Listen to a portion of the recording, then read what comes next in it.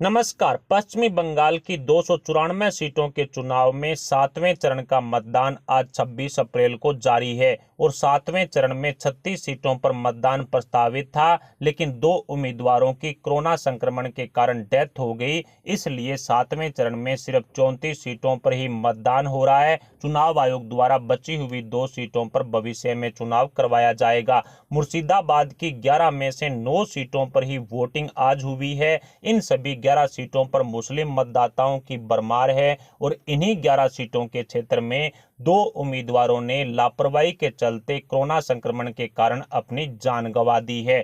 खैर, 34 सीटों पर हो रहे मतदान प्रतिशत में गिरावट आने का अनुमान लगाया गया है, क्योंकि पूरे बंगाल में कोरोना ने अपने पैर पसार लिए हैं, जो वोटिंग परसेंटेज पर पूरा असर डालेंगे। भवानीपुर सीट, जहां से खुद ममता दीदी विधायक है, इस सीट पर भी आज 7वें चरण में मतदान हो रहा है। या यूं कहें कि 7वें चरण में सबसे हॉट सीट है भवानीपुर, जहां टीएमसी की अंदरूनी सर्वे में ममता दीदी को भवानीपुर सीट पर हार दिखाई दी, तो नंदीग्राम से चुनाव लड़ने का फैसला ममता दीदी ने ले लिया। लोकसभा चुनाव 2019 में भवानीपुर सीट पर भारतीय जनता पार्टी ने 43% वोट हासिल किए, जिसके बाद ममता दीदी की सियासी जमीन उनके पैरों तले से खिसक गई।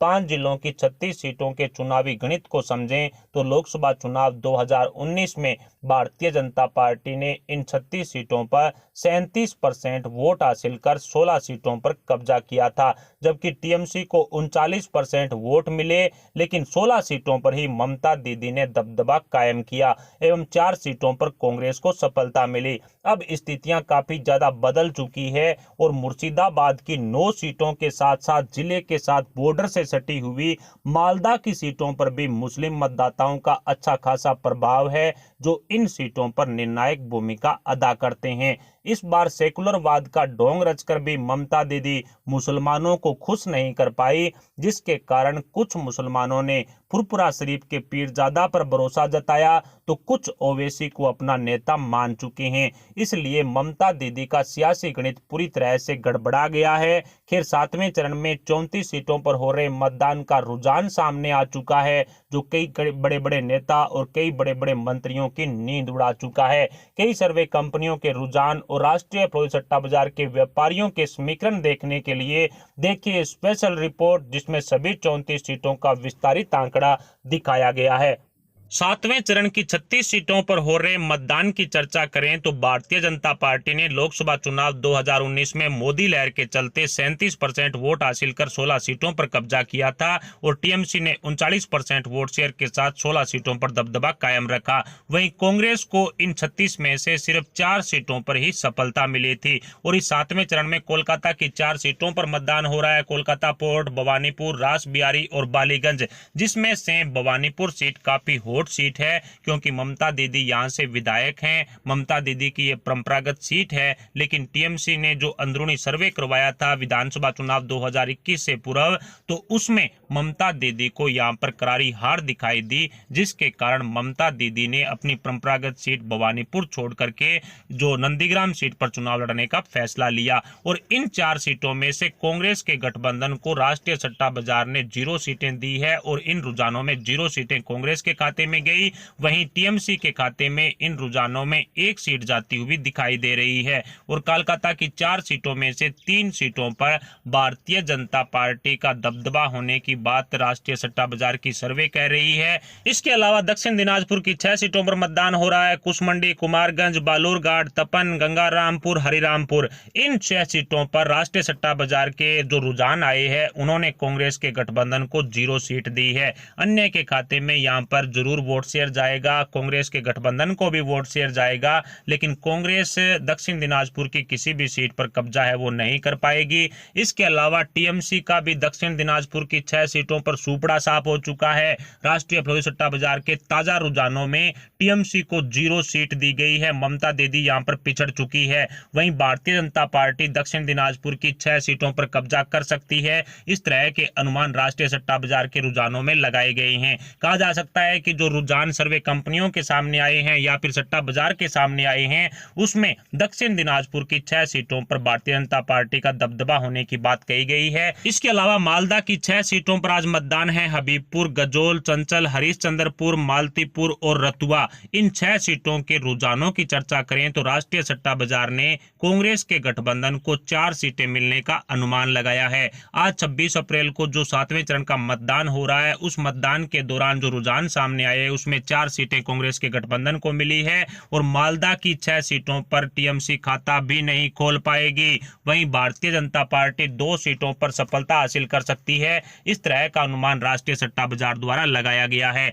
मुर्शिदाबाद की 9 सीटों पर आज मतदान हो रहा है। 2 सीटों पर मतदान कैंसिल हो चुका है। फरक्का, सुत्ती, रघुनाथगंज, सागर दिघी, लालगोला, भगवांगोला, रानीनगर, मुर्शिदाबाद और नवग्राम में आज चुनाव हो रहा है, मतदान हो रहा है। और अब तक हुई वोटिंग के आधार पर रुझानों की चर्चा करें तो राष्ट्रीय सट्टा बाजार ने कांग्रेस के गठबंधन को मुर्शिदाबाद की 7 सीटें सौंप दी है। 7 सीटों पर कांग्रेस के गठबंधन को सफलता मिल सकती है। एम फैक्टर वाला एरिया है ये। मुर्शिदाबाद में फुरपुरा शरीफ पर मुस्लिम समाज ने भरोसा जताया है। वहीं टीएमसी 1 सीट पर कब्जा कर सकती है। इस तरह का अनुमान राष्ट्रीय सट्टा बाजार के रुझानों में लगाया गया है। इसके अलावा सर्वे कंपनियां भी टीएमसी को यहां पर 1 ही सीट दे रही है। वहीं भारतीय जनता पार्टी भी 1 सीट पर मुर्शिदाबाद की 9 सीटों में से कब्जा कर सकती है। इस तरह के अनुमान राष्ट्रीय सट्टा बाजार के रुझानों में लगाए गए हैं। इसके अलावा पश्चिमी बर्धमान की 9 सीटों पर आज मतदान हो रहा है। पांडेश्वर, दुर्गापुर पूर्व, दुर्गापुर पश्चिम, रानीगंज, जमूरिया, इसके अलावा आसनसोल दक्षिण, आसनसोल उत्तर, कुल्टी, बाराबानी, इन 9 सीटों के रुझानों की चर्चा करें तो कांग्रेस के गठबंधन को यहां पर सिर्फ 1 सीट पर सफलता मिलती हुई राष्ट्रीय सट्टा बाजार ने बताई है। कई सर्वे कंपनियों के जो रुझान सामने आए हैं उसमें और राष्ट्रीय फ्लोरी सट्टा बाजार की सर्वे में कांग्रेस गठबंधन को 1 सीट मिलेगी। वहीं टीएमसी को भी यहां पर 1 सीट पर ही जो सफलता मिलने का अनुमान लगाया गया है। यानी कि टीएमसी इस 7वें चरण में पूरी तरह से पिछड़ चुकी है। टीएमसी के खाते में 1 सीट गई है। तो वहीं भारतीय जनता पार्टी पश्चिमी वर्धमान की 9 सीटों में से 7 सीटों पर कब्जा कर सकती है। इस तरह के अनुमान राष्ट्रीय सट्टा बाजार के रुझानों में लगाए गए हैं और कई सर्वे कंपनियां भी 6 से 7 सीटें बीजेपी को दे चुकी है। अब इस पूरे गणित को आसान भाषा में समझें तो कांग्रेस के गठबंधन को इन 7वें चरण में 12 सीटों पर सफलता मिलने का अनुमान राष्ट्रीय सट्टा बाजार ने लगाया है। राष्ट्रीय सट्टा बाजार के रुझानों में यह साफ साफ कहा गया है कि आईएसएफ जहां पर फुरपुरा शरीफ का काफी जादू चलेगा, जिसके चलते कांग्रेस के गठबंधन को 12 सीटों पर सफलता है वो इस चरण में मिल सकती है। तो वहीं टीएमसी को सिर्फ 3 सीटों पर सफलता मिलने की बात राष्ट्रीय सट्टा बाजार के रुझानों में कही गई है। राष्ट्रीय फ्लोरी सट्टा बाजार ने सिर्फ 3 सीटों पर टीएमसी की जीत तय की है। तो वहीं 7वें चरण में 19 सीटों पर भारतीय जनता पार्टी को सफलता मिलने का अनुमान राष्ट्रीय फ्लोरी सट्टा बाजार के रुझान लगा चुके हैं। कई सर्वे कंपनियां 16 से 20 सीटें हैं जो भारतीय जनता पार्टी को अपने रुझानों में दे चुकी है। लेकिन अब तक जो 7वें चरण में मतदान हुआ है, जो वोटिंग प्रतिशत हुआ है, उसके आधार पर राष्ट्रीय फ्लोरी सट्टा बाजार ने 19 सीटें हैं वो भारतीय जनता पार्टी की झोली में डाल दी है। जैसा कि आपने देखा 7वें चरण की इन 34 सीटों पर राष्ट्रीय फ्लोरी सट्टा बाजार के रुझानों ने भारतीय जनता पार्टी को 19 सीटें सौंपी है और कई सर्वे कंपनियों ने 17 से 20 सीटें हैं वो बीजेपी के खाते में अब तक हुए मतदान के आधार पर डाल दी है। लेकिन जिस तरह से टीएमसी पिछड़ चुकी है, कांग्रेस के गठबंधन को टीएमसी से ज्यादा वोट शेयर मिला है और इसके साथ ही इन 34 सीटों पर एम फैक्टर काफी ज्यादा प्रभावी था। लेकिन मुस्लिम मतदाता टीएमसी में चुका, कांग्रेस के गठबंधन में बंट चुका, कुछ हिस्सा ओवैसी के साथ चला गया, कुछ बीजेपी के साथ और कुछ अन्य निर्दलीय उम्मीदवारों के साथ चला गया, जिसकी वजह से टीएमसी को तगड़ा झटका लगा, कांग्रेस के गठबंधन को तगड़ा झटका लगा और भारतीय जनता पार्टी कमल खिलाने में कामयाब हो पाई। फिलहाल इन सभी 34 सीटों पर आपके क्या विचार हैं? आप अपने विचार हमें कमेंट बॉक्स में जरूर बताएं कि कौन सी सीट पर कौन से उम्मीदवार को जीत हासिल होगी। इस पर आप अपने विचार हमें कमेंट बॉक्स में जरूर बता करके हमारे चैनल को सब्सक्राइब कर पास वाला बेल आइकन जरूर दबा दें। वीडियो को लाइक करना मत भूलिएगा। फिलहाल इतना ही, मिलते हैं अगले वीडियो अगले अपडेट के साथ। तब तक के लिए जय हिंद, जय भारत।